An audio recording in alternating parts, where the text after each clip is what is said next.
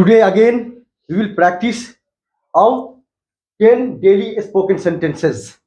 Right? Yes, sir. Today again we will practice our 10 daily spoken sentences.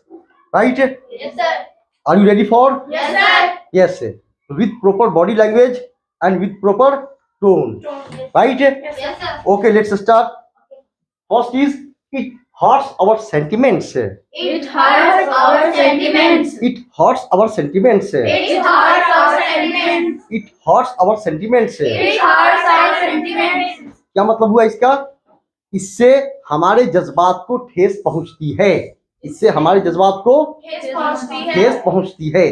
तो sentiments का मतलब क्या हो गया? जज्बात. सेंटिमेंट्स मीन्स जज्बात. Okay. Next is this is our fundamental right. This is our Fundamental right. come on. This is our fundamental right. This is our fundamental right. This is our fundamental right. This is our fundamental right. This is our fundamental right. This is our fundamental right. ये हमारा मौलिक अधिकार है. Yes. ये हमारा क्या है? मौलिक अधिकार है. तो फंडामेंटल राइट का मतलब क्या हुआ? मौलिक अधिकार. फंडामेंटल राइट मीन्स क्या हुआ? मौलिक अधिकार. मौलिक अधिकार किसको कहते हैं? वो अधिकार, वो राइट जो हमें क्या है? जन्म से प्राप्त होता है. कब से? जन्म से. ठीक है, हमने जन्म लिया और वो अधिकार हमें मिल गया. ठीक है, तो ये हमारा क्या है? फंडामेंटल राइट होता है. राइट है. जैसे next is your this is the verdict of the subordinate court. This is the verdict of the subordinate court. This is the verdict. This is the verdict of the subordinate court. This is the verdict of the subordinate court. This is the verdict of the subordinate court. This is the verdict of the subordinate court. This is the verdict of the subordinate court. This is the verdict of the subordinate court. इसका मतलब क्या हुआ? ये निचली अदालत का फैसला है. ये निचली अदालत का फैसला है. ठीक है. सबऑर्डिनेट कोर्ट का मतलब क्या होता है? अधीनस्थ न्यायालय यानी निचली अदालत. और वर्डिक्ट कहते हैं कोर्ट के फैसले को. कोर्ट के फैसले को क्या बोलते हैं? वर्डिक्ट. ठीक है. और ये सबऑर्डिनेट कोर्ट का मतलब क्या हुआ? निचली अदालत. और वर्डिक्ट का मतलब क्या हुआ? फैसला. Right. Next is your we can't survive in this environment. Come on. We can't survive in this environment. We can't survive in this environment. We can't survive in this environment. We can't survive in this environment. हम लोग इस माहौल में नहीं जी सकते हैं. हम लोग इस माहौल में नहीं जी सकते हैं. तो सर्वाइव का मतलब क्या हुआ? सर्वाइव का मतलब हुआ जीना. सर्वाइव का मतलब क्या हुआ? जीना. यानी we can't survive in this environment. हम लोग इस माहौल में, इस इन्वायरमेंट में नहीं जी सकते. Right. Yes. Your body language. क्या? Unfold your hands. Next your this allegation against me is wrong. This allegation against me is wrong. This allegation against me is wrong. This allegation against me is wrong. This allegation against me is wrong. This allegation against me is wrong. Is wrong. Wrong. Is wrong. Yes. This allegation against me is wrong. This allegation against me is wrong. Yes. इसका मतलब क्या हुआ? मेरे खिलाफ ये इल्जाम गलत है. मेरे खिलाफ ये इल्जाम गलत है. तो एलिगेशन का मतलब क्या हुआ? इल्जाम. एलिगेशन मीन्स इल्जाम. Okay. Next is your forcefully they made me do it. Forcefully they made me do it. Forcefully they made me do it. Forcefully they made me do it. Forcefully they made me do it.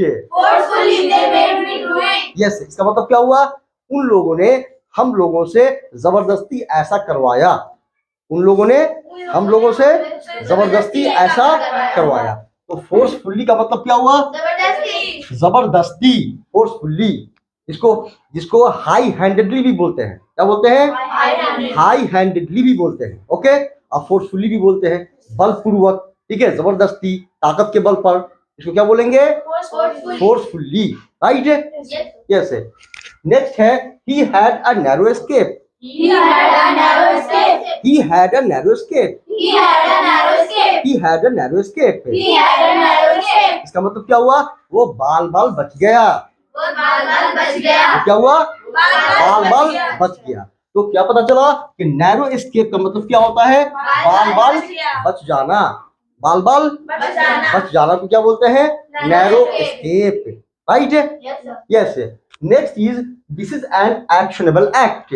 This is an actionable act. This is an actionable act. This is an actionable act. This is an actionable act. This is an actionable act. क्या मतलब हुआ इसका? ये एक कार्रवाई योग्य या कार्रवाई करने के लायक काम है, ठीक है? मतलब ऐसा काम है जिसपे एक्शन लिया जा सकता है नहीं, जिसपे कार्रवाई की जा सकती है। इसको क्या बोलते हैं? एक्शनेबल। क्या पढ़ेंगे? Actionable. Actionable. Okay, yes. Next is your, actionable मतलब हो गया, ठीक है, कार्रवाई करने वाला या कार्रवाई करने योग्य। ओके, नेक्स्ट है what is our offense. What is our offense? What is our offense. What is our offense? What is our offense. What is our offense? हमारा जुर्म क्या है या हमारा गुनाह क्या है? हमारा जुर्म क्या है या हमारा गुनाह क्या है? तो क्या पता चला कि ऑफेंस का मतलब क्या होता है? गुनाह या जुर्म। गुनाह या जुर्म, राइट? नेक्स्ट है we have filed a plea in the court. We have filed a we have filed a plea in the court. We have filed a plea in the court. We have filed a plea in the court. We have filed a plea in the court. We have filed a plea in the court. We have filed a plea in the court. यानी हम लोगों ने court में एक अर्जी दर्ज कर दी है, ठीक है, या दाखिल कर दी है। तो क्या पता चला कि प्ली, इसको क्या पढ़ेंगे? पिलिया नहीं पढ़ेंगे, है नहीं, पिलिया। क्या पढ़ेंगे? प्ली पढ़ेंगे, ठीक है। प्ली का मतलब क्या होता है?